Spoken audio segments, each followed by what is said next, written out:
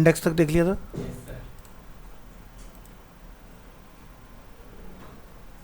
Files मैंने डाल दी थी आपके उसमें, देखा होगा अगर आपने तो, ड्राइव पे डाल दी थी। सो जी इंडेक्स में हम लोगों ने, ठीक है,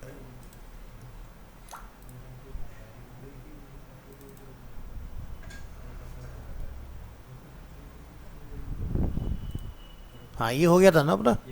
ठीक है, तो जी इंडेक्स के बाद आज हम लोग देखेंगे ओवरफ्लो।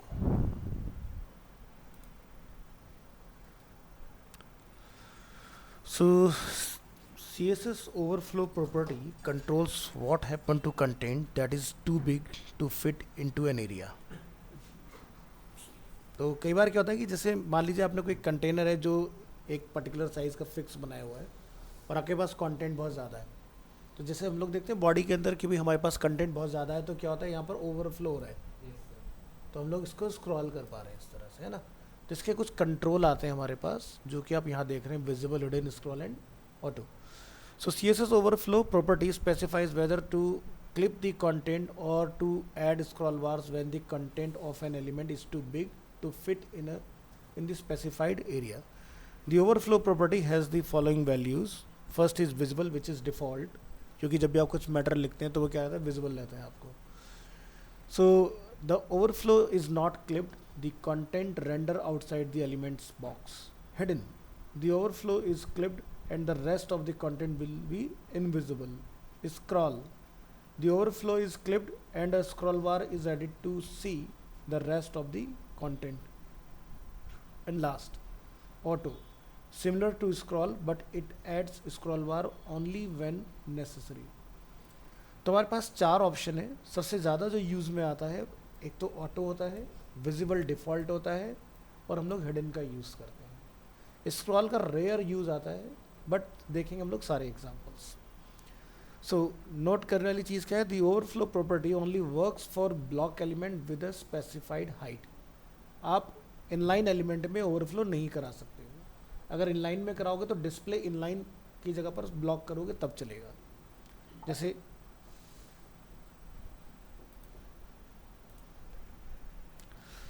मैकिंटोश में scroll bar are hidden by default and only shown when being used even though overflow scroll is set. तो स्क्रॉल सेट पर भी आपको नहीं दिखाई देगा, ओनली ऑटो पर ही ऑटोमेटिकली एक्टिव होगा। ओवरफ्लो विजिबल का हम लोग देखेंगे। By default the overflow is visible, meaning that it is not clipped and it render outside the element's box. तो यहाँ पर आप ध्यान से देखो, हमने एक बॉक्स बनाया है। हाँ जी, चालू है।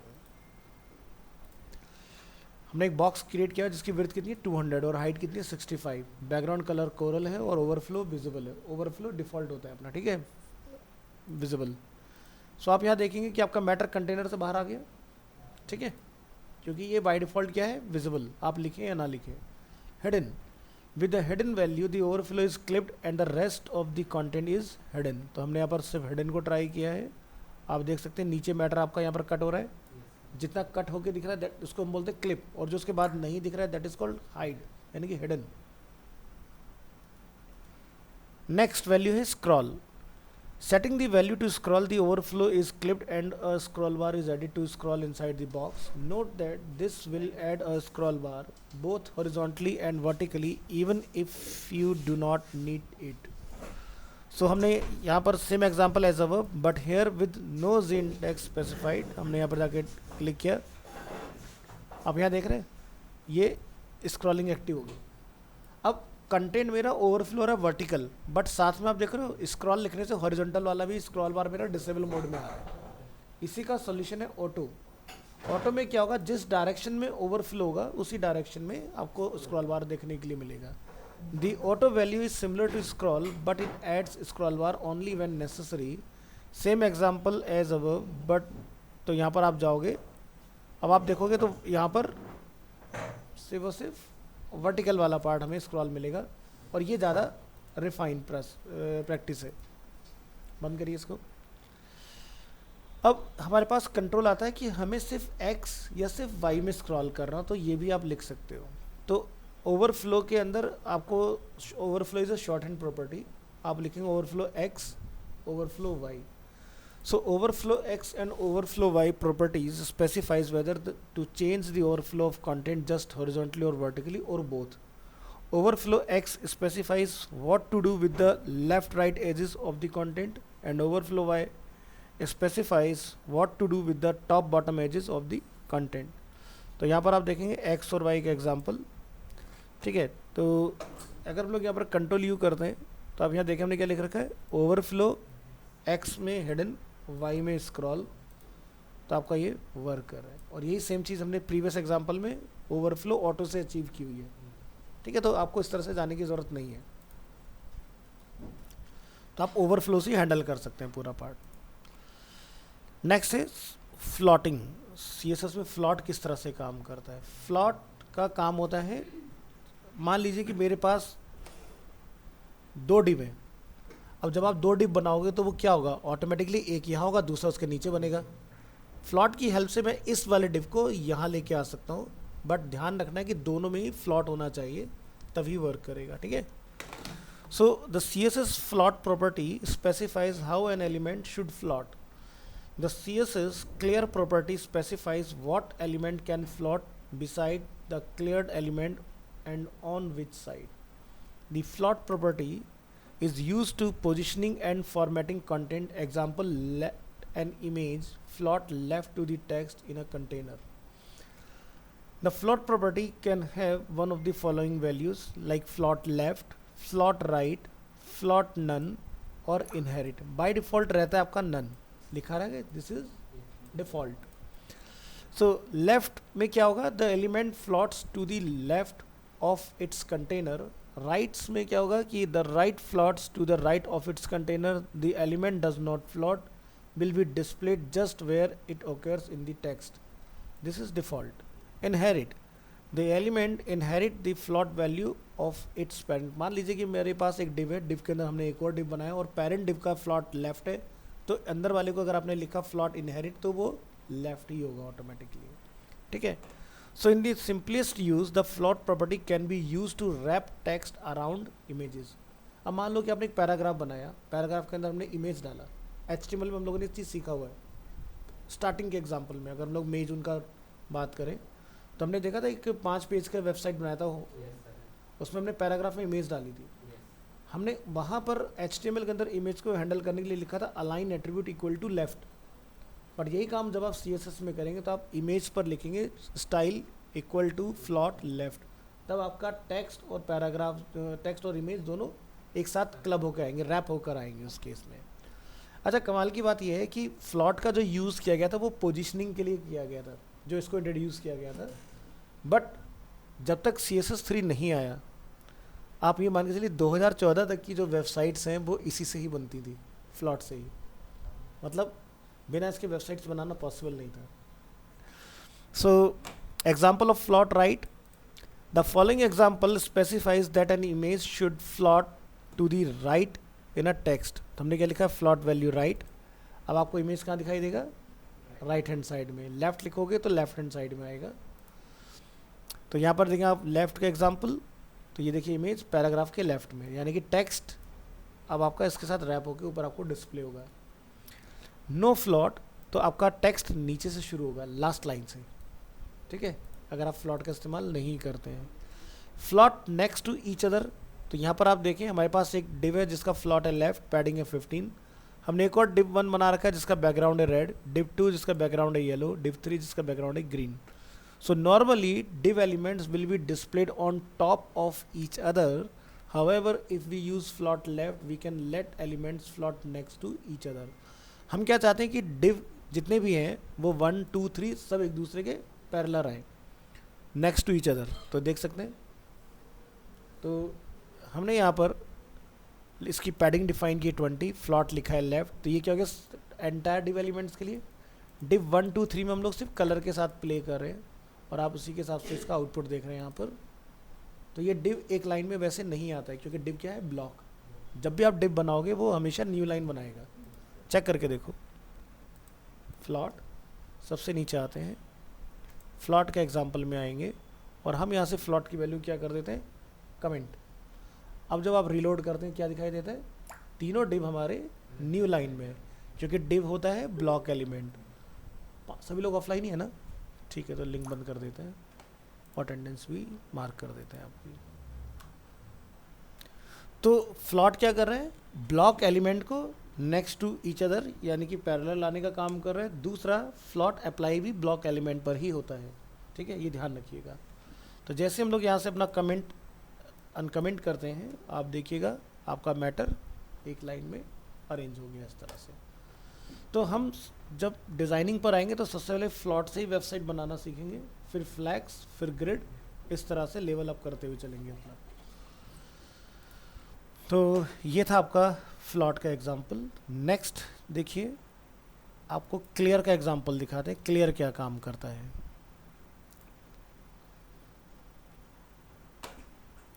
So the clear property, when we use the float property and we want to next element below, not on right or left, we will have to use the clear property। अब इसका मतलब क्या हुआ, मान लीजिए कि आपने div 3 के बाद में div 4 बनाया, लेकिन मैं ये चाहता हूँ div 4 न्यू लाइन में आए, बट अभी के सिनेरियो में क्या होगा कि div 4 इन तीनों के नीचे चला जाएगा। दिखाते हैं आपको प्रैक्टिकली, समझिए इस चीज़ को। वैसे इसका एग्जांपल आपको उसी में मिल जाएगा, तो हमें बनाने की जरूरत नहीं, छोड़ दो इसको। So the clear property specifies what should happen with an element that is next to a floating element. The clear property can have one of the following values. Default आपका रहता है नन, ठीक है, और यहाँ पर होगा आपका लेफ्ट। लेफ्ट का अब इनमें क्या डिफरेंस है ज़रा देखिए। None, the element is not pushed below left और right floated elements, this is default.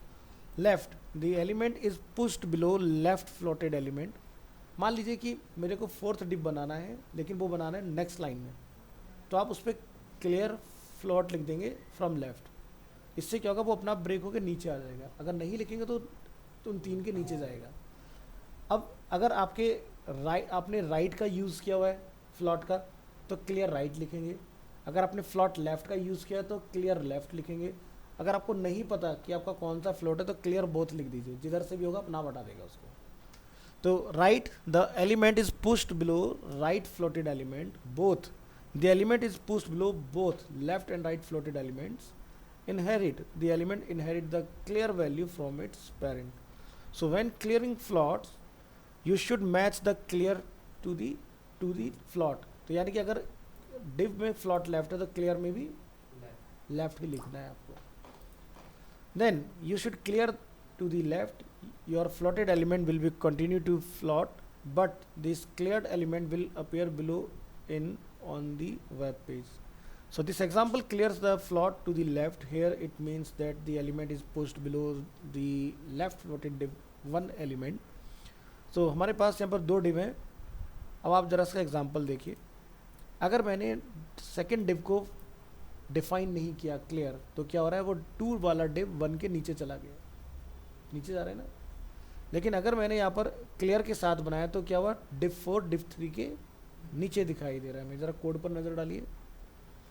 Div 1, div 2, div 3, div 4, चारों को हमने देखो 1 बाय 1 डिफाइन किया। 1, 2, 3 एंड 4। 1 वाले में फ्लॉट लेफ्ट है, 2 वाले में ना तो कोई फ्लॉट है ना ही कोई हमने क्लियर वैल्यू का यूज़ किया, यानी कि this is a before example and this is a after example. हमने लिखा है इसमें फ्लॉट लेफ्ट और यहाँ पे क्या लिखा है, जिसकी वजह से मेरा एलिमेंट ब्रेक होके नेक्स्ट लाइन में आता है, ठीक है। बट अगर सिंगल एलिमेंट है आपके पास तो सिंगल पर आपको फ्लॉट की ज़रूरत पहली बात तो होगी नहीं, क्योंकि आपको फ्लॉट की नीड कब आती है, जब आपके पास मोर देन 1 एलिमेंट हो, जो मैंने डिव 1, 2, 3 दिखाया था ना एग्जाम्पल, उस केस में तब आपको 4 वाले को नीचे लाने के लिए क्लियर की ज़रूरत आएगी, अदरवाइज कोई ज़रूरत नहीं होती आपको, ठीक है। क्योंकि बाई डिफॉल्ट तो ब्लॉक की एलिमेंट है ना, तो अपना भी न्यू लाइन में बनेगा। इस सिनेरियो में आपको नीड नहीं आएगी, बट ये जस्ट एग्जांपल है, ठीक है। तो देखिए यहाँ पर कि अगर हम लोग क्लियर का यूज़ नहीं कर रहे हैं तो हमें क्या देखने के लिए मिल रहा है। फाइल को ओपन करेंगे, मैं यहाँ से क्लियर को अगर हटा देता हूँ, आप देखिएगा डिव 2 की तरह डिव 4 भी नीचे चला जाएगा, है ना। तो आप यहाँ पर इसको क्लियर लेफ्ट लिखिएगा, क्योंकि फ्लॉट लेफ्ट है तो ऑटोमेटिकली लेफ्ट से वो क्लियर होकर नीचे आ जाएगा। तो पॉइंट ये आता है कि फ्लॉट राइट कहाँ यूज़ होता है। तो देखो राइट वाला फ्लॉट जो यूज़ होता है वो होता है कि अगर आपने राइट टू लेफ्ट डिज़ाइन बनाना है, जैसे अरेबिक में, उर्दू में, तब फ्लॉट राइट चलता है। और अगर आप यूएस यूके बेस बना रहे हैं डिज़ाइन, तो लेफ़्ट टू राइट होगा, यानी कि फ्लॉट लेफ़्ट होगा। बट जैसा कि मैंने आपको बोला कि डिज़ाइनिंग के टर्म में ये इस तरह से हो गया। बट अगर अलाइनमेंट की बात आती है, पोजिशनिंग की बात आती है, तो हमारे यहाँ भी फ्लॉट राइट लेफ्ट चलता है। जैसे मुझे हो सकता है पैराग्राफ के राइट साइड पर इमेज रखना हो, तो फ्लॉट क्या हो गया, राइट। अगर लेफ्ट रखना है तो फ्लॉट लेफ्ट। अब बात करेंगे तो क्लियर फिक्स हैक ये कैसे काम करता है। If a floated element is taller than the containing element, ठीक है, आपका जो फ्लॉट हो रहा है एलिमेंट वो है टॉलर, किससे है, कंटेनिंग एलिमेंट से।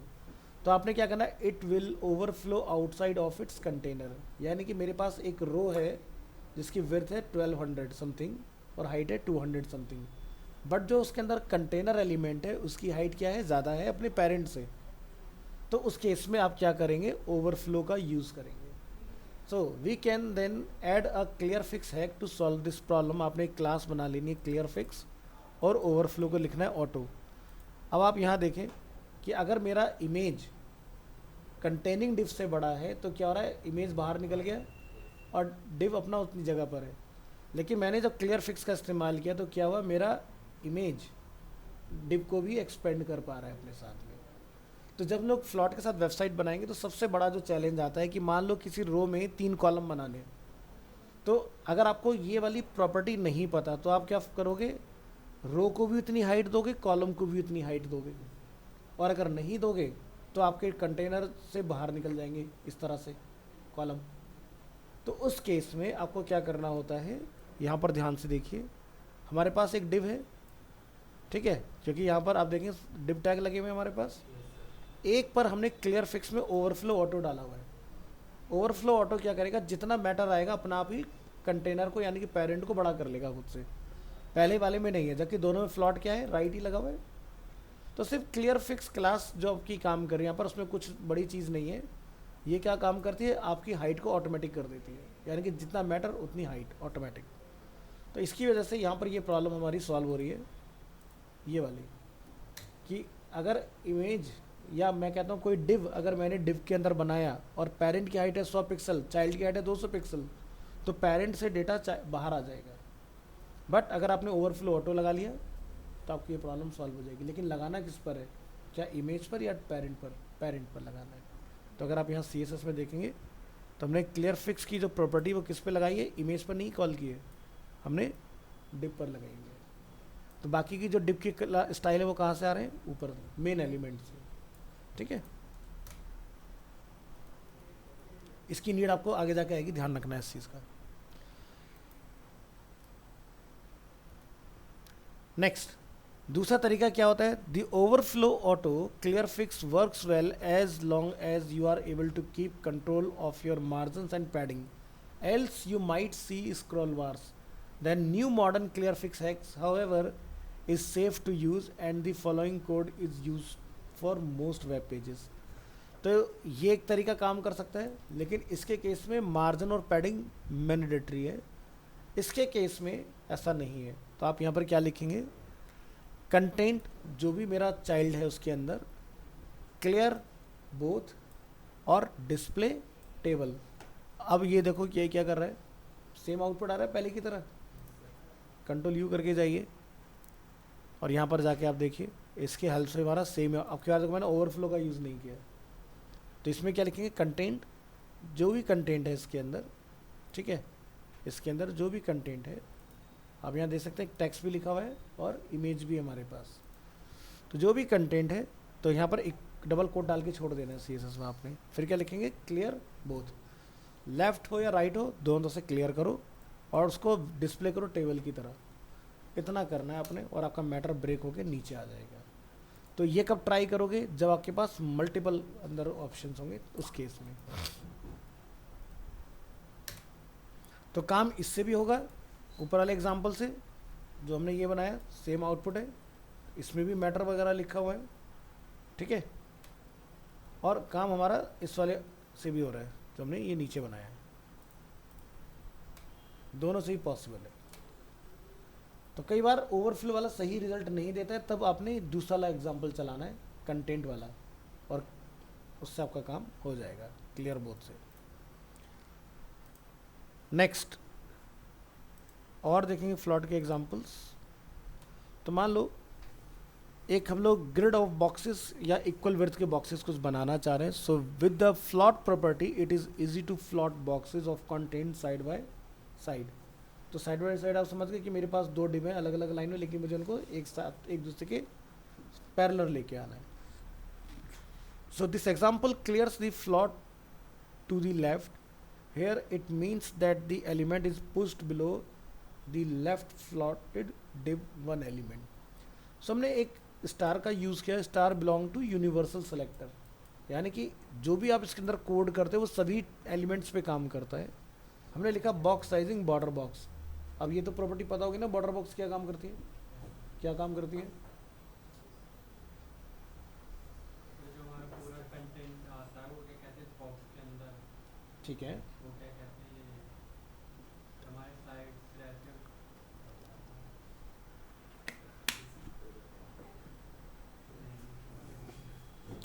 याद करो याद करो। बॉक्स से बाहर नहीं जाने देते, हमारा स्ट्रक्चर मतलब कंटेंट बॉक्स से बाहर ना जाए, इस वजह से हम ये यूज करते हैं बॉक्स साइज। और कोई अच्छा आंसर देगा इसका ज़्यादा क्लियर? सलमान, सलीम, हाँ बताओ क्या काम करता है बॉर्डर बॉक्स? अरे ये क्या बात है, बॉर्डर बॉक्स का काम ये होता है कि अगर हमने कोई डिप बनाया लाइक 800 बाई 600 पिक्सल का और हमने उसमें पैडिंग डाली, पैडिंग ऑलवेज क्या होता है, एडिशनल होता है, यानी कि आपकी जो विड्थ होगी वो एक्सपेंड होगी। तो बॉर्डर बॉक्स क्या करता है, आपकी टोटल विड्थ में से पैडिंग को लेस कर देता है खुद से, और आपका साइज उतना ही रहेगा। ये काम होता है बॉर्डर बॉक्स का। मैंने बताया था ना मार्जिन पैडिंग बॉर्डर, जब हमने CSS बॉक्स मॉडल जिस क्लास में पढ़ा था, तो जब भी आप पैडिंग डालेंगे ओरिजिनल जो विड्थ या हाइट होगी, अगर आपने पैडिंग डाला है x में तो वो ऐड हो जाएगा लेफ्ट और राइट में इक्वली, ठीक है। और अगर आपने पैडिंग डाला ओनली शॉर्ट हैंड डाला पैडिंग 20, तो 20 pixel left top right bottom चारों साइड से होगा, यानी कि जो मेरा एक्चुअल साइज होगा उससे बड़ा हो जाएगा। ये उसको बड़ा होने से रोकता है एक्चुअल साइज से, ठीक है, बॉर्डर बॉक्स। चलिए तो हमने क्या लिखा पर बॉक्स, बॉक्स हमने क्या डाला है फ्लॉट लेफ्ट, विड्थ कितना रखा हमने 33.33। तो ये क्या करेगा, टोटल विड्थ जो है हमारी स्क्रीन की 100%, उसको 3 इक्वल पार्ट में डिवाइड करेगा, 3 boxes. Use 25% for 4 and 50% for 2 etcetera. Padding कितना डाला हमने 50। अब देखो 33% में अगर आप 50 पिक्सल की पैडिंग डालोगे तो इसकी कैलकुलेशन गड़बड़ हो जाएगी, इसलिए हमने क्या लिख दिया बॉर्डर बॉक्स, बॉक्स साइजिंग के अंदर। अब जरा अब यहाँ पर आप देखो तो तीनों बॉक्स हमारे एक दूसरे के पैरेलल आ रहे हैं। अब अगर मैं इस एग्जांपल में यहाँ पर आके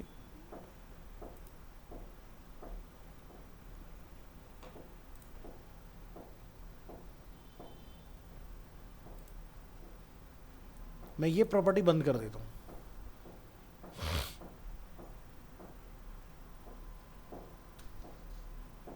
ठीक है, इसको हमने बंद किया।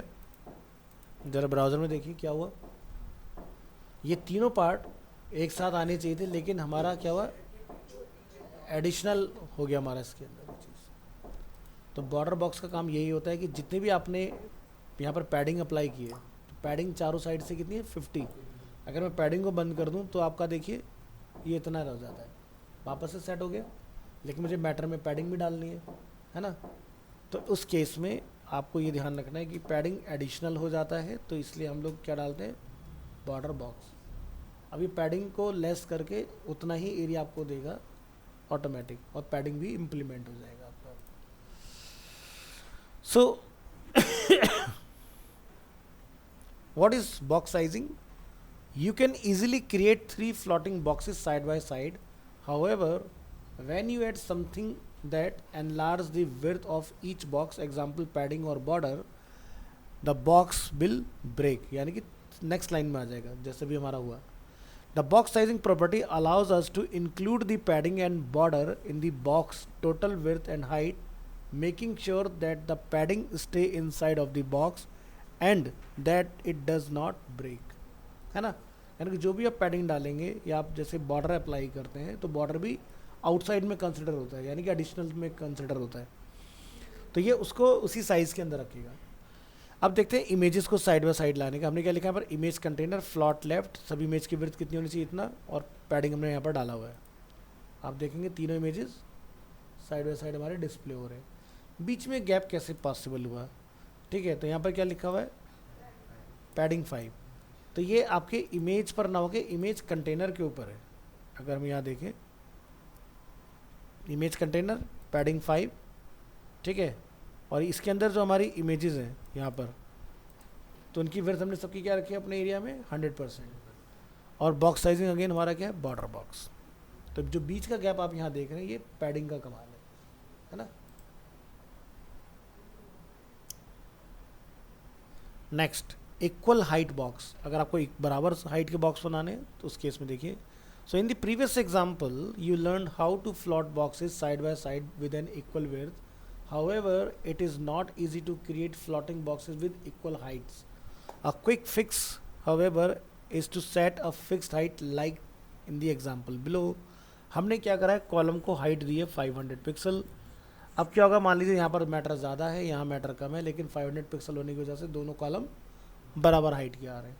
अब अगर ये हाइट हम लोग बराबर ना रखें दोनों साइड का तो क्या होगा, एक छोटा दिखेगा एक बड़ा दिखेगा, तो आपका एरिया डिसबैलेंस दिखाई देगा। तो इसलिए आपको दोनों कॉलम की हाइट को बराबर लेके चलना होगा। फिर क्या है, this is not very flexible, it is okay if you can guarantee that the boxes will always have the same amount of content in them, but many times the content is not the same. If you try the example above on a mobile phone, you will see the second box content will be displayed outside of the box. This is where CSS3 Flexbox come in handy, and it can automatically stretch box to be as long as the longest box. तो मान लीजिए अब अगर हम लोग इसको mobile mode में लाके चेक करते हैं तो मैटर क्या हुआ, अभी दिखाई दिया था बाहर निकल गया था, तो हमने उस पेज के ऊपर व्यू पोर्ट की कोडिंग नहीं लगाई हुई है तो उसको लगाइए। वैसे मैनुअली अगर आप छोटा करेंगे तो दिख जाएगा आपको। अच्छा अभी इतना ज़्यादा हो नहीं रहा है, तो चलो व्यू पोर्ट लगा देते हैं और उसके बाद चेक करेंगे।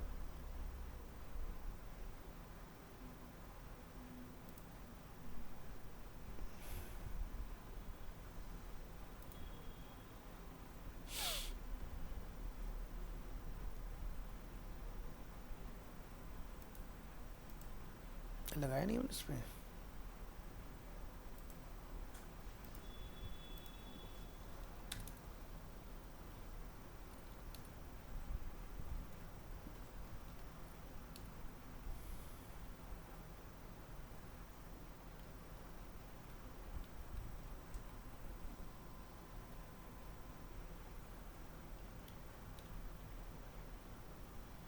चलिए अब छोटा करिए।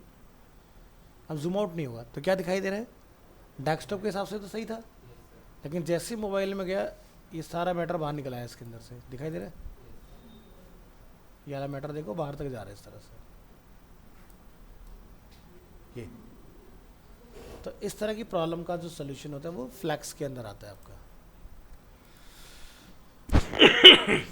सो नेक्स्ट देखेंगे यहाँ पर फ्लैक्स बॉक्स के साथ। अब हमने यहाँ पर दो बॉक्सेस बनाए। अब आप मोबाइल मोड में अगर जाते हो देखो, अच्छा इसमें मैंने वो नहीं डाल रखा है, डाल दो, क्लोज करेंगे।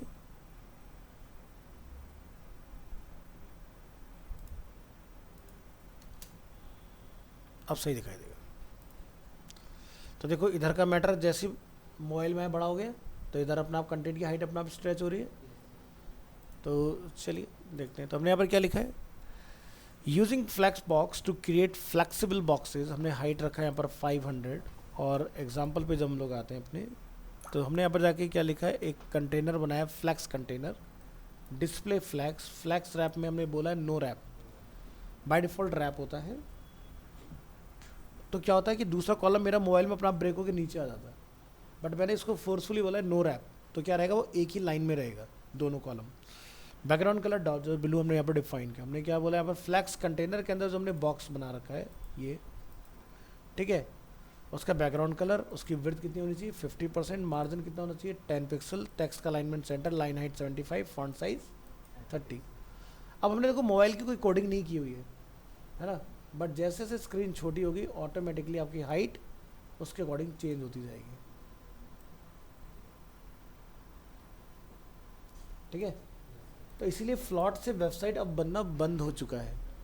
हम फ्लैक्स के अंदर फ्लॉट को इस्तेमाल करते हैं, ना कि अब मेन स्ट्रक्चर हम लोग फ्लॉट से बिल्ड करते हैं, क्योंकि फ्लॉट तब तक ये सही था जब तक वेबसाइट रिस्पॉन्सिव नहीं थी।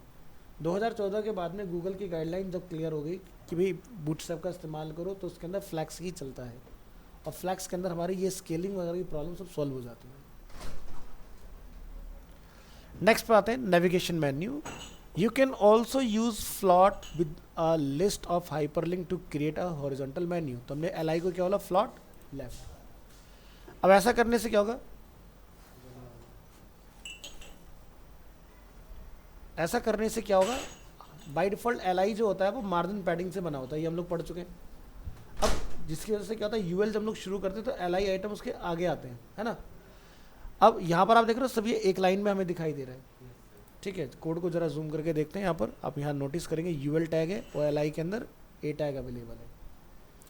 तो ये नैबार कैसे पॉसिबल हुआ, तो मेन कोड में देखिए हमने क्या लिखा है, फ्लॉट लेफ्ट। मैं इसको डिस्प्ले इनलाइन से भी बना सकता हूँ, बट फ्लॉट से भी बन सकता है।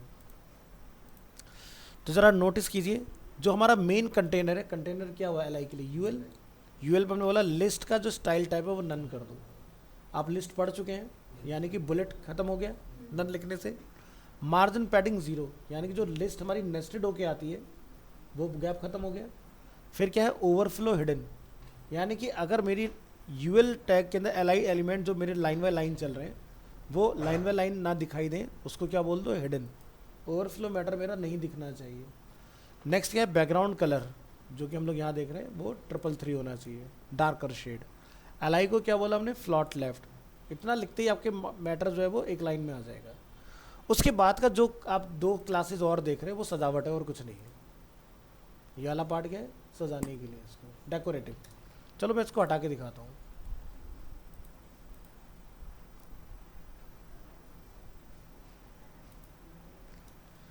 हमने एल आई और ये वाला कोड बंद किया, सिर्फ इतने पार्ट से देखते हैं क्या हमारा पर्पस सॉल्व हो रहा है कि नहीं। तो देखो लिंक सब एक लाइन में आ रहे हैं। अब ये ना तो इसमें कोई गैप है, ना ही मेरा टेक्स्ट ढंग से दिखाई दे रहा है, क्योंकि बाय डिफॉल्ट हाइपर लिंक क्या होता है, ब्लू, यानी कि अगेन डार्क कलर। और ग्रे जो हमने नीचे डाल रखा है 333 वो भी डार्क है, तो डार्क में डार्क यानी कोई कंट्रास्ट नहीं रहा इसके अंदर। तो आगे का जो काम है कि भाई जो हमारे एल आई में ए टैग हमने डाला हुआ है,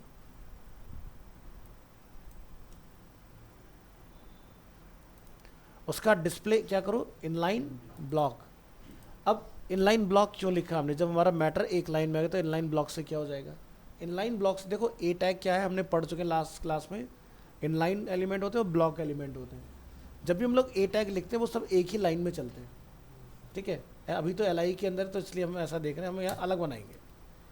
A H R E F हमने लिखा डेमो, और आप यहाँ बनाते जाइए। हम क्या कर रहे हैं, अलग अलग लाइन में बना रहे हैं, बट आप नोटिस करेंगे आउटपुट में ये सब क्या होगा, एक ही लाइन में है ना। एक लाइन में है तो हमने यहाँ पर जाके लिखा, इसको एग्जाम्पल के लिए मैं इसकी क्लास दे देता हूँ कस्टम, ताकि मैं आपको हैंडल करके दिखा सकूँ। मैंने लिखा डॉट कस्टम एंटर। मैं बोलता हूँ इसका बैकग्राउंड कलर 333 हो जाए। आगे देखो 333 कलर, यानी कि क्लास सही काम कर रही है। अब हम यहाँ पे कुछ यूनिक ट्राई करते हैं। हमने बोला इसकी विड्थ बढ़ा दो, लाइक 100 पिक्सल कर दो। तो क्या विड्थ बढ़ी, नहीं बढ़ी ना, क्यों, क्योंकि ए टैग विड्थ और हाइट को सपोर्ट ही नहीं करता है, क्योंकि वो क्या है, इनलाइन। और विड्थ और हाइट को कौन ले सकते हैं, जो आपके ब्लॉक एलिमेंट होते हैं। तो इसीलिए हम इसको बोलते हैं कि डिस्प्ले इनलाइन ब्लॉक। अब जरा देखो काम कर गया। तो ऊपर वाले कोड का मतलब समझ आया कि हमने वो क्यों डिफाइन किया। इनलाइन ब्लॉक, ताकि मेरा जो पैडिंग या मार्जिन में उसके ऊपर अप्लाई कर रहा हूँ, या जब यूज़र माउस लेके आएगा तो ये इस तरह से देख रहे हो पूरे एरिया का कलर जो चेंज हो रहा है, ये डिस्प्ले इनलाइन ब्लॉक लगाने से ही डेकोरेटिव हो रहा है बढ़िया से। अदरवाइज़ ये जो मार्जिन पैडिंग मैंने डाला है ना, ये काम नहीं करेगा इसके अंदर। टेक्स्ट का अलाइनमेंट सेंटर रखना है, अंडरलाइन नहीं रखना है। होवर पर कलर मेरा लिटिल बिट डार्क होगा, और एक्टिव कलर अगर है कहीं पर जिसको भी मैं क्लिक करूँगा तो उसका कलर रेड आएगा। तो बाय डिफ़ॉल्ट हमारा इसमें होम सेलेक्टेड है, क्योंकि हमने होम के ऊपर एक एक्टिव क्लास लग के डाला हुआ है। अब जब आप 4 पेज बनाओगे तो जैसे होम है अभी, इसके बाद यूज़र न्यूज़ पर गया तो न्यूज़ पर एक्टिव की क्लास होगी, अगर कॉन्टैक्ट होगा तो कॉन्टैक्ट पर एक्टिव की क्लास होगी। तो क्लास शफल होती रहेगी पेज के अकॉर्डिंग, और उस पेज की एक्टिव क्लास वो बनेगी। इसका फ़ायदा कि यूज़र जिस पेज पर जाएगा वही लिंक एक्टिव रहेगा, जिससे विजिटर को ये पता होगा वो करंटली किस पेज को विजिट कर रहे हैं। ठीक है, ये सब सीखोगे प्रैक्टिकली आप आगे। और अभी बस यहाँ पर ही समझो कि ये आपका फ्लॉट से नेविगेशन कैसे बना। ठीक है, तो फ्लॉट से ए टैग लाइन में नहीं आ रहा है, फ्लॉट से एल टैग एक लाइन में आ रहा है। ठीक है, अब यही काम अगर मुझे जो मैंने यहाँ पर इससे किया हुआ है, यही सेम काम हम क्या कर सकते हैं, फ्लॉट को मैं हटा देता हूँ। अब आप देखना सारे एल अलग अलग लाइन में निकल जाएंगे, निकल गए सब अलग अलग। दूसरा अपने यहाँ पे क्या डाल का, डिस्प्ले इनलाइन ब्लॉक, मैं इस प्रॉपर्टी को भी हटा देता हूँ। अब देखो मार्जिन पैडिंग भी चला गया, तो मार्जिन पैडिंग अपना अलग काम कर रहे हैं, फ्लॉट अपना अलग काम कर रहा है। तो फ्लॉट का सब्स्टिट्यूट क्या हो सकता है, हम यहाँ लिखेंगे डिस्प्ले इनलाइन। भाई जितने भी एल हैं वो एक ही लाइन में आ जाए, सेम आउटपुट आ गया। तो अगर CSS आपकी क्लियर है तो ज़रूरी नहीं कि एक ही तरीका है काम करने का, आप अलग अलग तरीके लगा सकते हो। ठीक है, तो ये देखो सेम रिजल्ट हमारा डिस्प्ले इनलाइन से भी आ रहा है। अब इनलाइन और इनलाइन ब्लॉक में क्या डिफरेंस है, भाई देखो LI तो ऑटोमेटिकली ब्लॉक हो गया ना, तो इसलिए मैंने इसको इनलाइन ब्लॉक नहीं बताया। इनलाइन ब्लॉक किसको बोलते हैं, जिनके पास ब्लॉक की प्रॉपर्टी नहीं होती। जो ऑलरेडी ब्लॉक है उसको ब्लॉक बता के क्या करोगे, नहीं। तो हमने तो LI जो ऑलरेडी ब्लॉक है उसको एक लाइन में लेके आना है। तो जो आप पहले काम फ्लॉट लेफ्ट से कर रहे थे, वही काम अब आपका डिस्प्ले इनलाइन कर रहा है। जैसे एग्जांपल के तौर पे ऐसा समझो कि भाई अगर हम लोग कोई पैराग्राफ बना रहे हैं तो बाय डिफ़ॉल्ट पैराग्राफ अलग अलग लाइन में आते हैं, बट अगर आपने लिख दिया डिस्प्ले इनलाइन तो 2 पैराग्राफ एक साथ आ जाएंगे। हेडिंग H1 H2 हमेशा अलग अलग लाइन में आते हैं, आपने H1 H2 दोनों को बोला डिस्प्ले लाइन, तो दोनों ही हेडिंग एक लाइन में आ जाएंगी, क्योंकि दोनों ही ब्लॉक हैं। देखो अभी करके दिखाता हूँ। इसको पहले जैसा डिफ़ॉल्ट छोड़ देते हैं। वैसे यहाँ तक आपको पार्ट क्लियर है, लेकिन थोड़ा सा और क्लियरिटी के लिए हम लोग डिफाइन करते हैं। UL के बाहर H1, this is a heading type 1, right, and this is a heading type 2। सो अभी हम लोग डिफ़ॉल्ट क्या देखते हैं कि H1 और H2 अलग अलग लाइन में है, दोनों ही ब्लॉक हैं तभी अलग अलग लाइन में है। हम यहाँ जाके सिर्फ इतना कह के आते हैं कि H1, H2 ये तो पढ़ चुके हो ग्रुप सेलेक्टर। हमें एक ही बात कहनी है, क्या, डिस्प्ले इनलाइन। ज़रा चेक करके देखो, बन गए दोनों एक ही लाइन में। तो किसी भी ब्लॉक एलिमेंट को एक लाइन में लाने के 2 है के, या तो फ्लॉट या फिर डिस्प्ले इनलाइन। ठीक है, अब यही काम देखो मैं यहाँ पर इसको हटा देता हूँ, फिर से रिफ्रेश करता हूँ और लिख देता हूँ फ्लॉट लेफ्ट। ठीक है, अब दोनों में एक चीज़ नोटिस करी आपने, एक लाइन में तो आ गया लेकिन बेस लाइन नहीं है। ठीक है, तो ध्यान रखना टेक्स्ट के केस में डिस्प्ले लाइन बेस्ट रिजल्ट देगा, और कंटेनर के बेस में आपको फ्लॉट अच्छा आउटपुट देगा।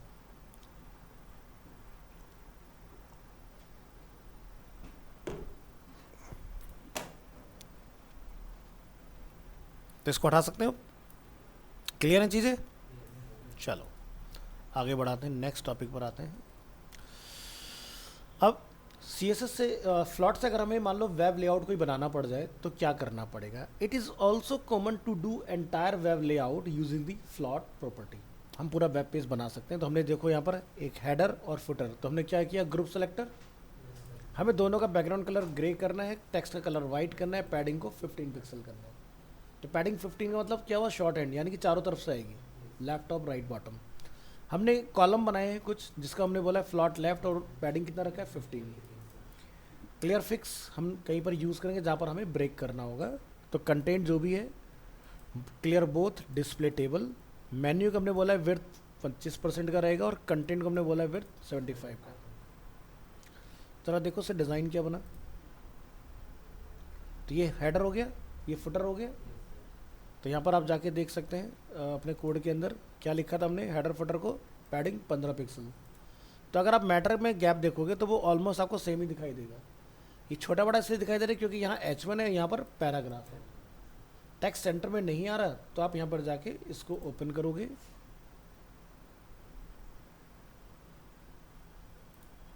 और यहाँ पर जाके क्या लिख दोगे, टेक्स्ट अलाइन सेंटर। सेंटर हो गया इस तरह से। अब जरा कोड पे एक नज़र डालिए, क्या लिखा हमने, बॉक्स साइजिंग, मतलब पता है इसका, ठीक है। बॉडी को हमने क्या कलर दे रखा है, बैकग्राउंड में वाइट, बाय डिफ़ॉल्ट वाइट ही होता है। हेडर फुटर हमने background colour grey, colour white, padding ये, टेक्स्ट लाइन मैंने जस्ट अभी डाला आपके सामने। यहाँ पर एक कॉलम है, तो कॉलम हमने कहाँ इस्तेमाल किया, देखो पूरा मेन डिप की अगर बात की जाए, हेडर वाला पूरा अलग है, फुटर वाला अलग है। इसके बाद ये पूरा मेन एरिया है जिस पे हमने क्लास लगाई है क्लियर फिक्स, ठीक है। क्लियर फिक्स लगाने का मतलब क्या है कि मेरा जो बीच वाला बॉडी का एरिया है वो ना तो कभी हेडर पर ना ही कभी फुटर पे चढ़ेगा, वो बिल्कुल अलग ही रहेगा हमेशा बीच में। तो इसलिए इसको हमने दिया क्लियर फिक्स। इसके अलावा यहाँ पर आपके पास प्रॉपर्टी वही है तीनों जो हमने रखी हुई हैं। अब इसके अंदर हमने कॉलम बनाए हैं दो, ये क्या है कॉलम और उसके अंदर क्लास क्या है मेन्यू, दूसरा क्या है कॉलम, उसके अंदर क्लास क्या है कंटेंट। तो यानी कि इसका मतलब ये हुआ कि कॉलम की कॉमन क्लास है जिसके ऊपर क्या है फ्लॉट लेफ्ट और पैडिंग कितना है 15, तो जिससे दोनों कॉलम एक दूसरे के नेक्स्ट टू आ रहे हैं, है ना, पैरेलल। मेन्यू वाले में हमने ये बताया कि विड्थ 25% होगी, कंटेंट वाले हमने बताया विड्थ 75, तो 25 और 75 टोटल हो गया 100% स्क्रीन का, है ना।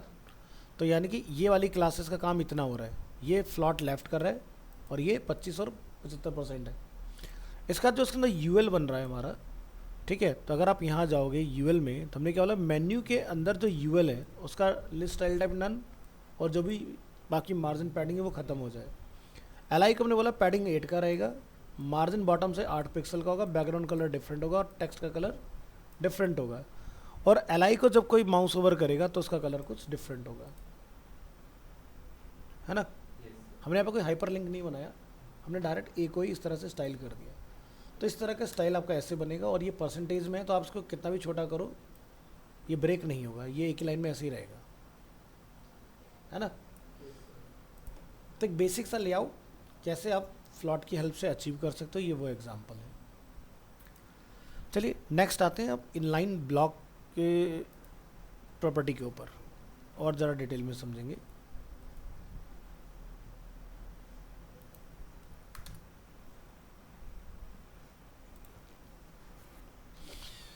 तभी हमने डिस्प्ले इनलाइन और इनलाइन ब्लॉक दोनों देख ली क्या काम करते हैं, तो इसको थोड़ा सा और डिटेल में देख लो। The display inline block value compared to display inline, the major difference is that display inline block allows to set a width and height of an element. Also the display inline block, the top and bottom margin padding are respected, but the display inline they are not.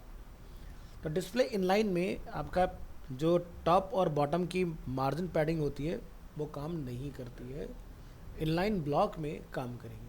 तो हमने जो सबसे पहले नैबार आपको दिखाया था उसमें inline block लिखा था ताकि ए टैग के ऊपर मार्जिन पैडिंग जो भी हम लोग डालना चाहें वो वर्क करे वहाँ पर, तभी वो लिंक के चाहता है, थोड़ा गैप दिखाई दे रहा था आपको। Compare to display block the major difference is that display inline block does not add a line break after the element, so the element can sit next to other element. The following example shows the different behavior of inline block and display block. आपको सभी के example clear होंगे इसमें। तो पहला क्या है display inline, दूसरा क्या है इनलाइन ब्लॉक और तीसरा क्या है डिस्प्ले ब्लॉक। चलिए तो इनलाइन हम लोग लास्ट क्लास में ही पढ़ चुके हैं, ठीक है। इनलाइन का मतलब कि मेरा एक पैराग्राफ है और मैंने यहाँ पर स्पैन टैग यूज़ किया, ठीक है। यहाँ पर देखो स्पैन टैग ही होगा, स्पैन टैग है। हमने स्पेन टैग में अपना रनिंग में ही मैटर अपना कुछ डाला और हमने उसको जो भी स्टाइल था वो अप्लाई कर दिया।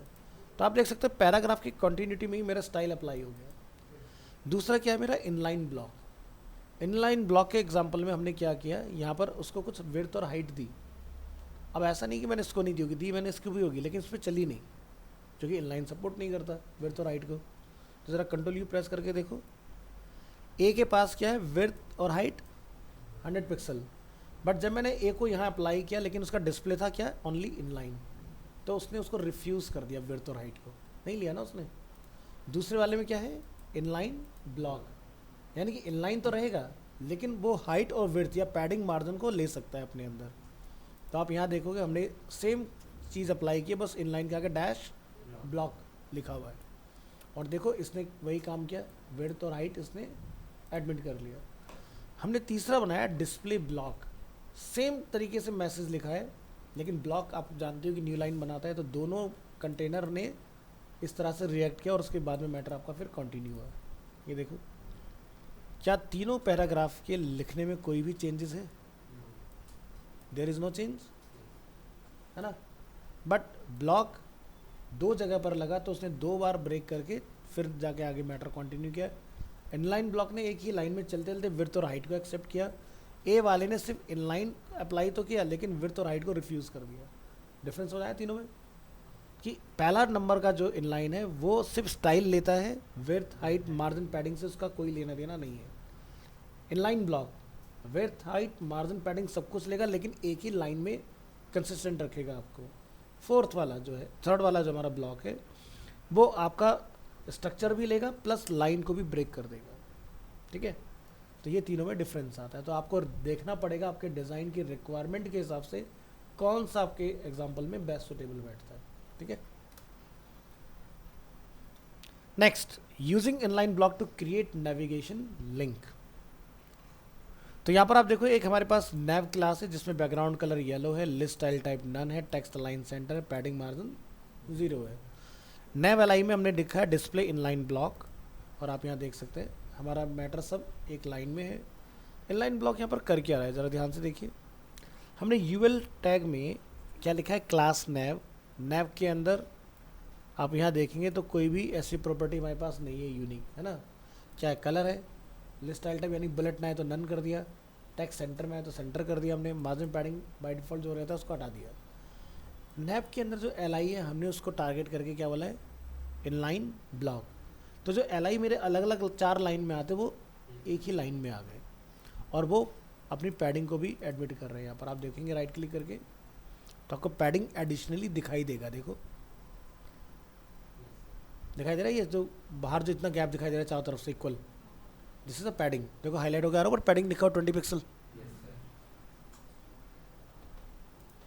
तो ये जो गैप बन रहा है 20 पिक्सल का लेफ्ट से 20 पिक्सल का राइट से, इसी वजह से बीच का ये गैप आ रहा है। अगर हम इस गैप को चेंज करेंगे तो चेंजेस आपको रिफ्लेक्ट होंगे। नेक्स्ट टॉपिक पर आइए, 27 CSS अलाइनमेंट।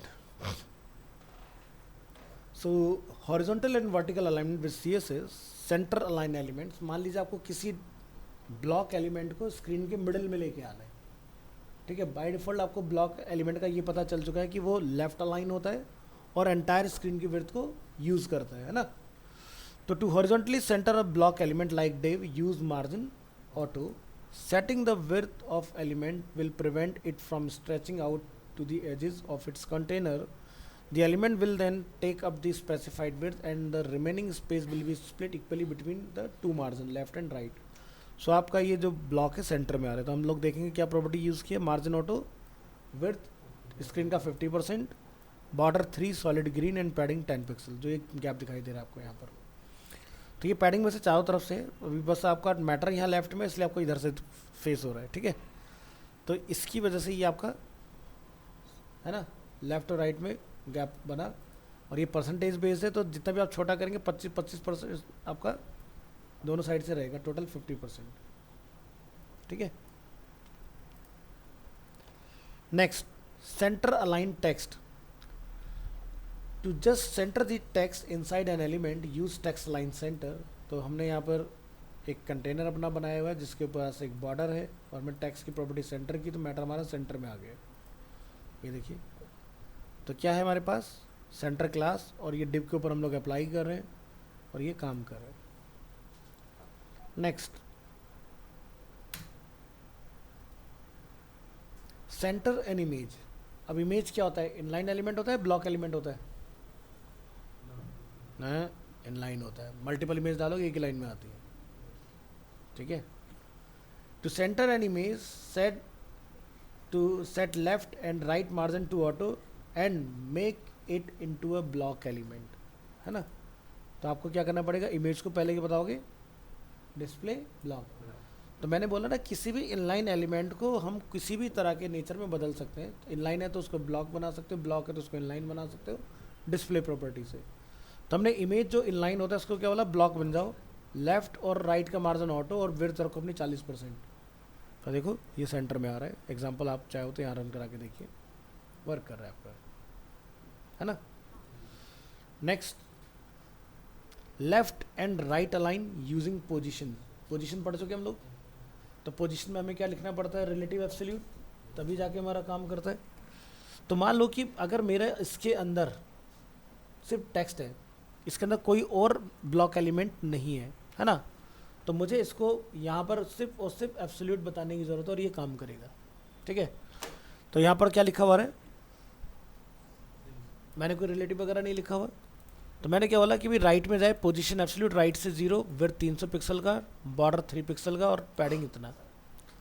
अब आप यहाँ पर जाके देखेंगे तो ये राइट में चला गया अपना, ठीक है। क्या मैंने कहीं पे कोई रिलेटिव लिखा है इसको, क्योंकि ये बाय डिफ़ॉल्ट अपना बॉडी का रिलेटिव हो चुका है, क्योंकि ये किसी और कंटेनर में नहीं है, ये राइट डायरेक्ट बॉडी के अंदर है, ठीक है। तो ये पोजीशन आप पढ़ चुके हैं ना। सो absolute position element are removed from the normal flow and can overlap elements. Next क्या है, left and right align using float। ये काम हम लोग इससे भी कर सकते हैं। हमने क्या लिखा, फ्लॉट राइट, विड्थ इतना। आप जब जाके देखेंगे, देखो राइट में चला गया, कंट्रोल यू करके देखेंगे, इसमें कोई भी मैंने लेफ्ट से राइट से कितना होगा ऐसा कुछ भी अवेलेबल नहीं है इसके अंदर। तो सेम रिजल्ट आप फ्लॉट से अचीव कर पा रहे हैं। क्लियर फिक्स आप देख ही चुके हैं कि अगर हमारा किसी कंटेनर के अंदर रखा हुआ है, पेरेंट की हाइट कम है, चाइल्ड की हाइट ज़्यादा है, तो आप वहाँ पर क्लियर फिक्स का यूज़ करके इस चीज़ को सॉल्व कर सकते हो। If an element is taller than the element containing it and it is floated, it will overflow outside of its container, you can use the clear fix hack to fix this, ठीक है। तो यहाँ पर हम लोगों ने क्या डाला, कंटेंट क्लियर बोथ, और इसकी वजह से आपका ये प्रॉब्लम सॉल्व। नेक्स्ट बात करेंगे सेंटर वर्टिकली यूजिंग पैडिंग। अब वर्टिकल अलाइन करना किसी कंटेनर में किसी कंटेंट को बड़ा चैलेंजिंग होता है, ठीक है। भाई ये टेक्स्ट मुझे बीच में लेकर आना है, तो आप क्या करोगे, पैडिंग डाल दोगे ऊपर नीचे से बराबर। क्या बोला हमने, पैडिंग 70 पिक्सल 0, तो 70 का मतलब ये हुआ कि टॉप बॉटम और 0 हुआ लेफ्ट राइट। तो टॉप बॉटम डालने से इक्वली मिडिल में आ गया। दूसरा तरीका क्या हो सकता है, आप यहाँ पर लाइन हाइट का भी यूज़ कर सकते हो। लाइन हाइट हमने मेंशन किया नहीं, क्या इसमें किया है, तो देखो लाइन हाइट से भी सेम आउटपुट आपका आ रहा है इसके अंदर, और पोजीशन से भी हम लोग कर सकते हैं। तो चलो पहले हम लोग इसको देखेंगे, पैडिंग वाले पार्ट को, वर्टिकली मिडल। ये देखिए क्या लिखा हमने, पैडिंग 70 और पैराग्राफ हमारा मिडिल में आ गया। अब यही काम जो मैंने इसमें नहीं लिखा है, अगर आप पैराग्राफ को बोल दो कि मार्जिन ऊपर नीचे से इतना होगा, तो वो अपना पेरेंट के अंदर जगह बना लेगा, ठीक है। तो भी ये सेम चीज़ आप अचीव कर सकते हो, पैडिंग की जगह मार्जिन चला के। नेक्स्ट क्या है, इसी को हम लोग सेंटर में भी देख रहे हैं और वर्टिकल तो देख ही रहे हैं। तो using to center both vertical and horizontal use padding and text line center. तो इसका आउटपुट कुछ इस तरह से मिलेगा आपको, कंट्रोल यू, बस एक CSS प्रॉपर्टी बीच में लाने के लिए, टेक्स्ट सेंटर। पैडिंग ऊपर नीचे का काम कर रहा है, अलाइनमेंट लेफ्ट राइट का काम कर रहा है। नेक्स्ट क्या है, लाइन हाइट। हम लाइन हाइट मेंशन कर रहे हैं यहाँ पर 200 पिक्सल, तो 200 का गैप ऊपर से, 200 गैप नीचे से, तो ये काम करेगा आपका। ये देखो यहाँ चेक करेंगे, लाइन हाइट कितना है, 200 पिक्सल। लाइन हाइट का मतलब क्या होता है, दो लाइन के बीच का गैप। अगर लाइन दूसरी नहीं होगी तो फिर उस कंडीशन में आप इल्यूजन क्रिएट कर लेते हो, बट अगर यहाँ पर दूसरी लाइन होती है तो दो लाइन के बीच में ऊपर नीचे डबल डबल गैप आपको दिखता है। तो ये हेडिंग के केस में आपको अगर गैप बनाना है तो लाइन हाइट लिख के भी गैप बना सकते हो, पैडिंग लिख के भी गैप ला सकते हो, दोनों तरह से पॉसिबल है। नेक्स्ट तरीका क्या बन सकता है गैप लाने का, centre vertically using position and transform. तो आपको जिसके अंदर आप कर रहे हो, तो ये क्या हो गया, पेरेंट हो गया, तो इसको हमने क्या बोला, और ये क्या हो गया, चाइल्ड, इसको हमने क्या बोला, पोजीशन। फिर हमने क्या बोला, टॉप से 50%, लेफ्ट से 50%, ठीक है। तो ये आपको यहाँ दिखाई देगा, लेकिन ये इसकी वजह से दिखाई दे रहा है, ज़रा हटा के दिखाता हूँ क्या होता है एक्चुअल में। कहाँ पर गया पोजीशनिंग, पोजीशनिंग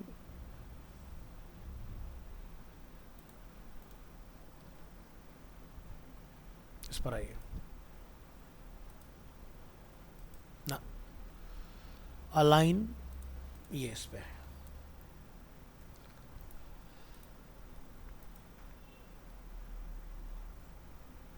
इससे पहले एक और फाइल होगी, यस ये वाली। तो मैं यहाँ से इस प्रॉपर्टी को बंद कर रहा हूँ। अब ज़रा देखिए ब्राउज़र में रिलोड करके क्या होता है।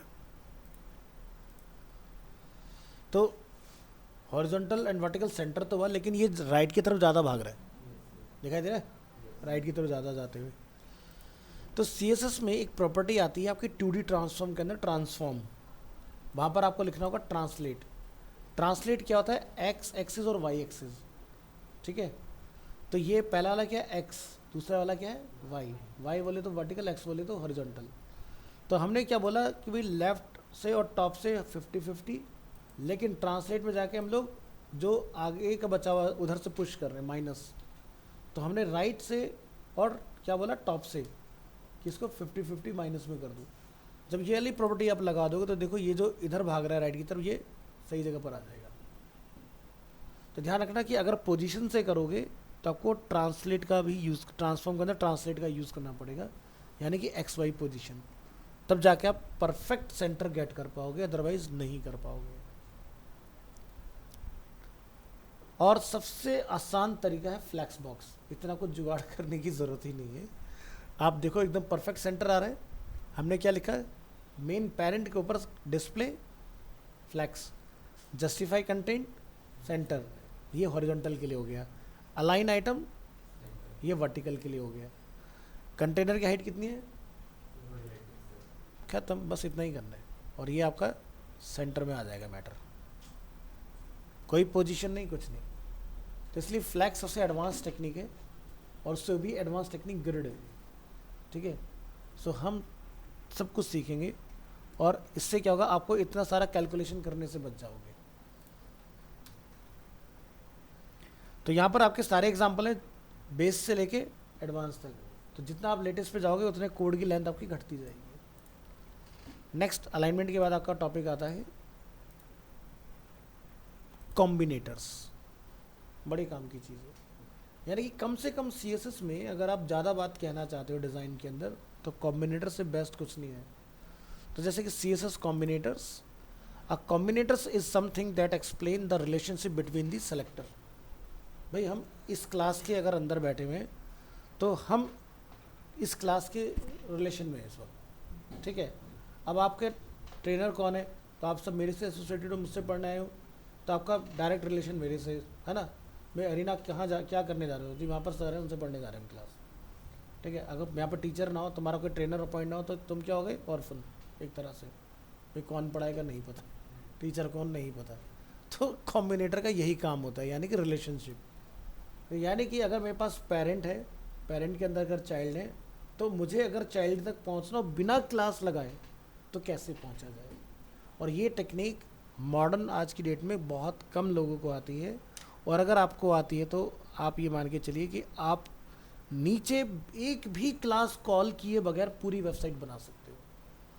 वेबसाइट सब लोग बनाते हैं, लेकिन पूरी स्टाइल ऊपर लिखते हैं और नीचे एक एक स्टाइल बताते हैं। अगर आप नीचे एक भी स्टाइल बिना बताए पूरा पेज बना लेते हो तो you are the perfect designer, ठीक है। और गूगल ऐसा ही बंदा मांगता है जो SEO के पॉइंट से बिल्कुल क्लीन लिख दे कोड। और मैं आपको सिखाऊंगा कि कैसे आप कर सकते हो। इसमें nth का सबसे ज़्यादा इस्तेमाल होता है। nth हमने डिस्कस किया था, ऑड इवन, याद होगा। तो खाली ऑड इवन नहीं होता, हम लोग नंबरिंग चला के भी अपना काम हैंडल कर सकते हैं। तो चलो इसके 4 टाइप आते हैं। There are 4 different combinator in CSS, ठीक है। पहला क्या है, डिसेंडेंट, जिसको हम लोग स्पेस लगा के लिखते हैं, यानी कि अभी तक आप इसका बहुत यूज़ देखते हो। जैसे मान लो मेरे पास कोई डिव है, डिव के अंदर इमेज है, हम क्या लिखते हैं, डिव स्पेस इमेज। अभी हमने देखे ना कुछ एग्जाम्पल इस तरह के, तो ये आप ऑलरेडी कर चुके हो। फिर आता है चाइल्ड, अभी तक हमने ग्रेटर देन लगा के कहीं पर भी काम नहीं किया, तो ये डायरेक्ट चाइल्ड को टारगेट करेगा। फिर क्या आता है, एग्जैक्ट सिबलिंग सेलेक्टर प्लस, फिर क्या आता है, जनरल सिबलिंग सेलेक्टर टिल्ट। तो यानी कि CSS में ये सिम्बल्स अगर आपको यूज़ करना आ गया, किसको कहाँ लगाना है, आप बिना कुछ CSS लिखे सीधे एलिमेंट को पकड़ के हैंडल कर सकते हो। चलो वन बाय वन देखेंगे। पहली बात करते हैं डिसेंडेंट की। The descendant selector matches all element that are descendant of a specified element. The following example select all P elements inside div element. हमने बोला मेरे पास एक डिव है सेलेक्टर, उसके अंदर जितने भी P हैं उन सबका बैकग्राउंड कलर क्या कर दो। आप यहाँ जाके क्या देखते हैं, येलो हो गया। लेकिन जो पैराग्राफ 4 और 5 है उसका कलर चेंज नहीं हो रहा है। क्या लिखा है इसका, कि not in a div. Control U press कीजिए, हमने यहाँ पर एक डिव बनाया, पैराग्राफ बनाया, सेक्शन बनाया, टैग, और उसके अंदर फिर से P डाला। तो इस कमांड ने क्या करा, उसको डिव के अंदर P से मतलब था, उसे ये नहीं पता कि P किसके अंदर है। उसको ये पता है कि डिव के अंदर P ढूंढो, लेकिन कितने भी नेस्टेड क्यों ना हो जाके वो सबको P को पकड़ के और येलो करेगा। लेकिन ये वाला जो P था ये डिव के बाहर था, इसलिए इसने इसको टच नहीं किया बिल्कुल भी। तो समझ में आया।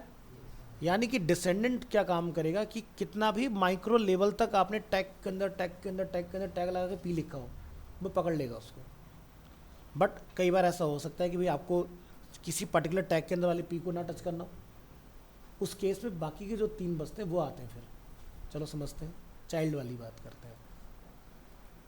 दूसरा क्या है, चाइल्ड सेलेक्टर, यानी कि आपको लिखना पड़ेगा डिव और P के बीच में स्पेस की जगह पर greater than symbol. The child selector selects all element that are the children of a specified element. अब यानी कि बात हो रही है डिव का जो चाइल्ड है P, ना कि डिव के अंदर सेक्शन के अंदर जो P है।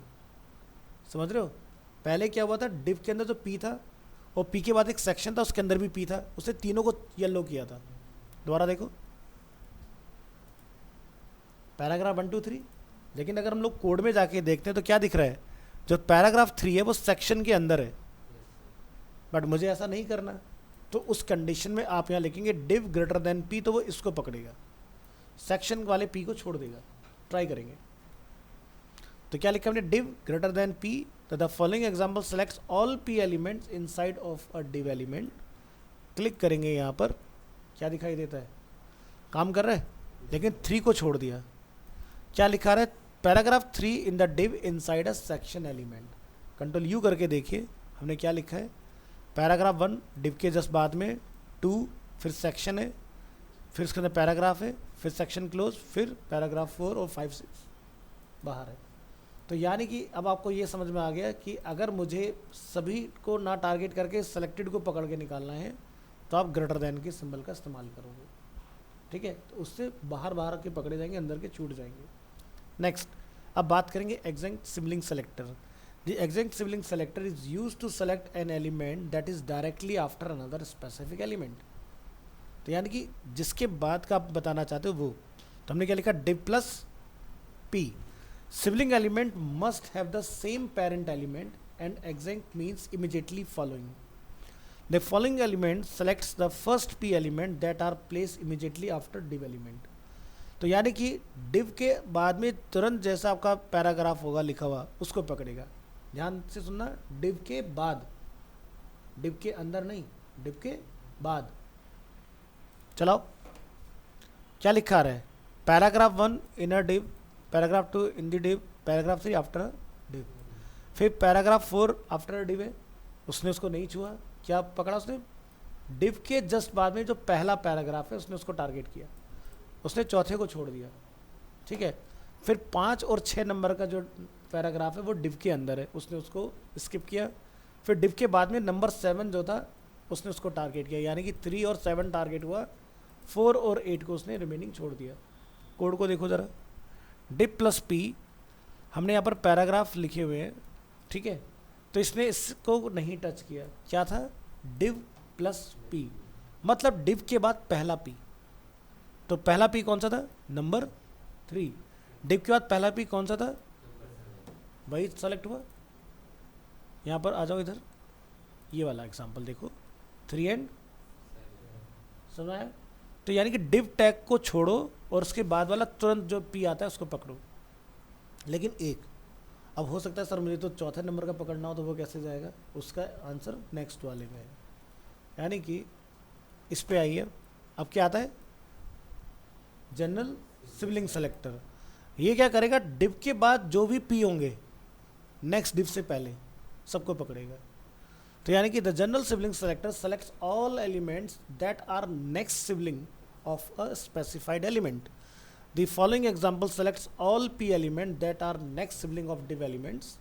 अब आप यहाँ पर क्या देखते हैं, 1 2 3 सम कोड 4, और इसका कोड अगर हम लोग जाके यहाँ देखें तो आपने क्या देखा, डिव के बाद जो पी है, तो आप देखोगे डिव के बाद ये पी भी सेलेक्ट हुआ, लेकिन बीच में एक कोड टैग आया। तो ऐसा नहीं कि चेन टूट गई, हमने क्या बोला है, डिव सिबलिंग सेलेक्टर पी, तो वो डिव को ढूंढ रहा है, ना कि इससे उसका कोई लेना देना है।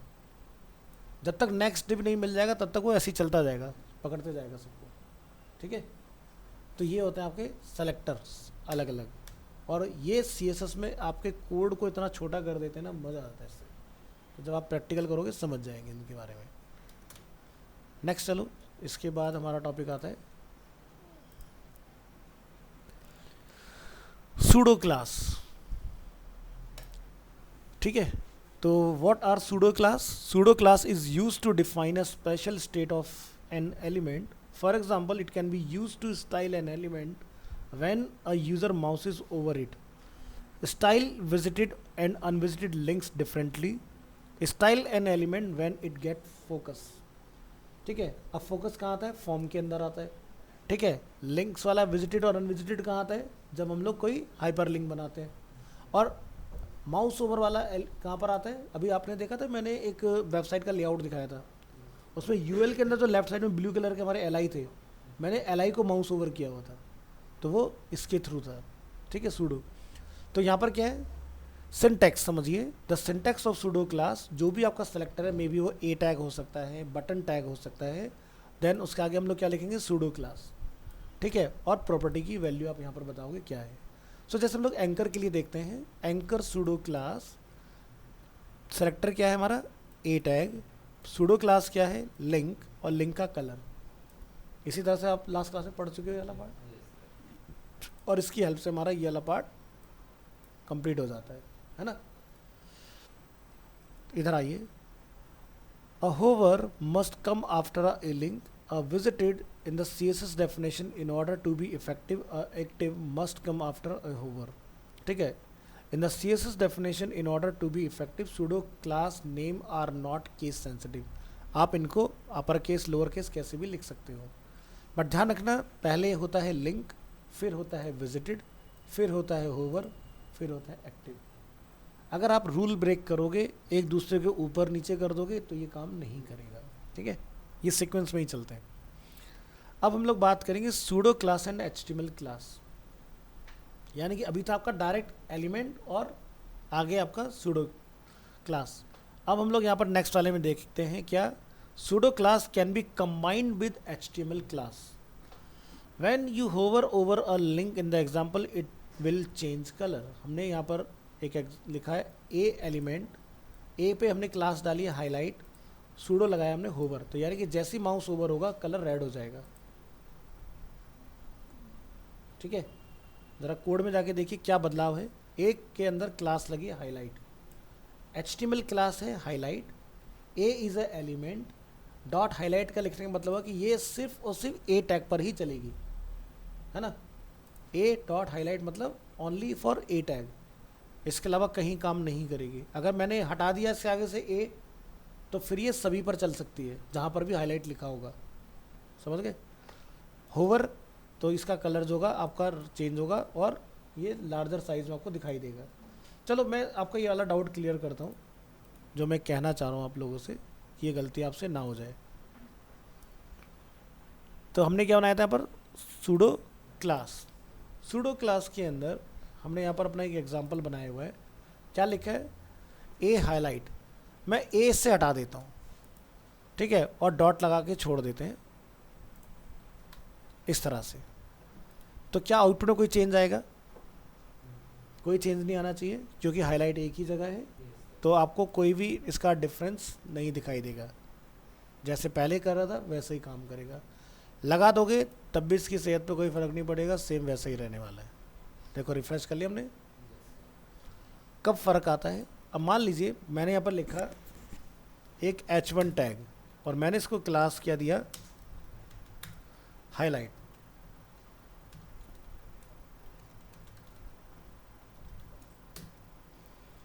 तो देखो मैंने हाईलाइट यहाँ लिख के डाला हुआ है, लेकिन हाईलाइट को कोई फ़र्क नहीं पड़ता, यानी कि इस पे देखो कुछ हो रहा है, नहीं हो रहा ना। बट जैसे इससे ए टैग हटा दोगे अब ये सब पर चलेगा,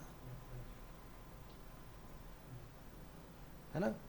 तो एलिमेंट लिखने से क्या होता है, वो सिर्फ उसी एलिमेंट को बाइंड हो जाता है जिसके लिए आप लिख रहे हैं क्लास। क्लियर है ना? चलो आगे देखते हैं। नेक्स्ट हम लोग देखें होवर ऑन डिव। मैं किसी याला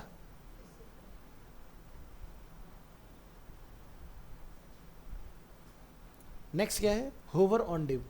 तो यानी कि जैसे मैंने अभी H1 को होवर किया था वही सेम चीज़, आपने लिखा एलिमेंट का नेम, सीधे क्या लिखा अपना सूडो क्लास होवर। तो जैसे ही आपका डिव के ऊपर माउस जाएगा देखो कलर चेंज हो रहा है इस तरह से। बट ध्यान रखना कि जो भी नॉन क्लिकेबल आइटम्स होते हैं उसके ऊपर होवर तो करा लोगे, लेकिन उनके ऊपर क्लिकेबल फंक्शनलिटी यानी कि हैंड का सिंबल नहीं आता है। जैसे हमने इसको होवर किया तो नहीं आ रहा ना।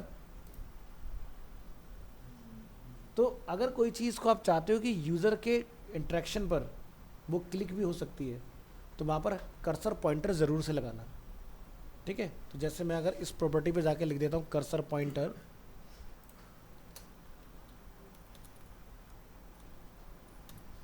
अब ये थोड़ा सा मीनिंगफुल हो जाएगा। देखो हैंड का सिंबल आ रहा है, तो अगर ये तब लगाना जब आप इसके क्लिक पर कुछ एक्सेस कराना चाह रहे हैं, अदरवाइज नहीं,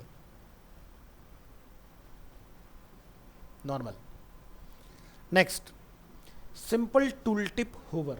हम चाहते हैं यहाँ पर कि भाई अगर डिव के ऊपर कोई माउस ओवर करे तो पैराग्राफ दिखे, अदरवाइज ना दिखे। तो हमने क्या लिखा, पैराग्राफ डिस्प्ले नन। तो paragraph hide by default, background colour yellow और पैडिंग है 20 पिक्सल। अगर कोई डिव को माउस ओवर करता है तो पी का डिस्प्ले क्या हो जाए, तो यहाँ ध्यान से समझना है, element pseudo class space again element. तो यानी कि मैं इस डिव को माउस ओवर करके इसकी प्रॉपर्टी को ब्लॉक कर रहा हूँ, ठीक है। आउटपुट देखिए, माउस ओवर करेंगे, अच्छा ये फाइल हमने गलत कनेक्ट कर रखी है, सही फाइल कनेक्ट करो ज़रा। यहाँ हो, नीचे आइए, नीचे आइए, नीचे आइए, यस, होवर डिव। इस फाइल का नाम क्या है, होवर डिव ना। तो होवर डिव 2 होना चाहिए इसका नाम।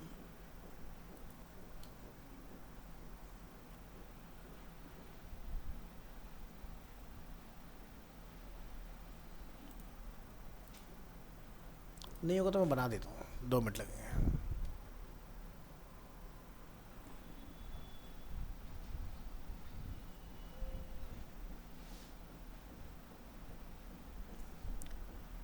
एक बार टूल टिप के नाम से वैसे भी सर्च कर लेना। अपने फोल्डर में आइए 30/9 और यहाँ लिखिए ये रहा, देखो फाइल है टूल टिप। इस फाइल को यहाँ अटैच कर दो। अब जाके यहाँ पर रिलोड करिए और क्लिक करिए, क्या दिख रहा है, माउस गया, प्रॉपर्टी दिख गया, माउस हटाएंगे बंद हो जाएगा। तो ये तो क्या है, hover over this div element to show the P element. तो यानी कि इस फाइल में हमने डिव के अंदर क्या डाल रखा है, पैराग्राफ। पैराग्राफ बाय डिफ़ॉल्ट क्या है, डिस्प्ले नन। लेकिन जब मैं इस डिव को माउस ओवर करूँगा तो ये पैराग्राफ का डिस्प्ले क्या हो जाएगा, ब्लॉक, और ये ऑन हो जाएगा। माउस हटाएंगे तो बंद हो जाएगा। नेक्स्ट, अब हम लोग यहाँ पर बात करते first child pseudo. First child, nth child, last child, 3 तरह के चाइल्ड होते हैं, ठीक है। तो पहले बात करते हैं C S S the first child pseudo class. The first child pseudo class matches a specified element that is the first child of another element. मान लो कि मेरे पास एक डिव है, डिव के अंदर 4 पैराग्राफ हैं, आपको उससे पहले पैराग्राफ का ही कलर चेंज करना है. तो अभी तक के सिनेरियो में क्या करोगे? कौन सा तरीका है कि इससे पहले पैराग्राफ का चेंज हो? क्लास की तो हम बात ही नहीं कर रहे, सूडो की टॉपिक सूडो चल रहा है ना भाई. अगर आपने लिखा डिसेंडेंट डिव स्पेस पी तो सारे पी पकड़ में आ जाएंगे, है ना. डिव स्पेस पी लिखने पर सारे आ जाएंगे. अगर लिखोगे डिव चाइल्ड पी तो सारे पकड़ में आएंगे. लेकिन मुझे उन सभी में से एक पैराग्राफ को टारगेट करना है, उसके लिए लगाएंगे फर्स्ट. तो आप क्या लिखेंगे? Div space P pseudo first child. अब क्या होगा? सिर्फ पहला चाइल्ड ही टारगेट होगा इस केस में. तो match the first P element in the following example the selector matches any P element that is the first child of any element. तो यहाँ पर आप देखेंगे इस पैराग्राफ का कलर चेंज हुआ, इसका कलर चेंज हुआ. कंट्रोल यू करके देखेंगे तो यहाँ पर आप देखें हमने क्या लिखा है? Direct P first child. तो ये देखो इसका चेंज हो गया. फिर हमने क्या लिखा है? P first child. तो इस डिव के अंदर जो फर्स्ट आपका है इसका कलर आपको चेंज दिखाई दे रहा है. देखो अब मान लो कि मैं ऊपर वाला एग्जांपल अगर हटा दूं यहाँ से, ये वाला, ठीक है, क्योंकि ये क्या हुआ? बॉडी का पी फर्स्ट चाइल्ड और ये क्या हुआ? डिव का पी फर्स्ट चाइल्ड. तो पकड़ में आ गई चीज़ कि यानी कि अगर मुझे किसी डिव के अंदर का एक पार्ट कोई पकड़ना हो तो कैसे पकड़ोगे? अब बात आती है दूसरे की कि दूसरे को अगर पकड़ना हो तो कैसे पकड़ोगे. तो इसके लिए चलता है nth चाइल्ड. nth चाइल्ड में आपको जाके बताना पड़ेगा कि इसका नंबर या ऑर्डर क्या.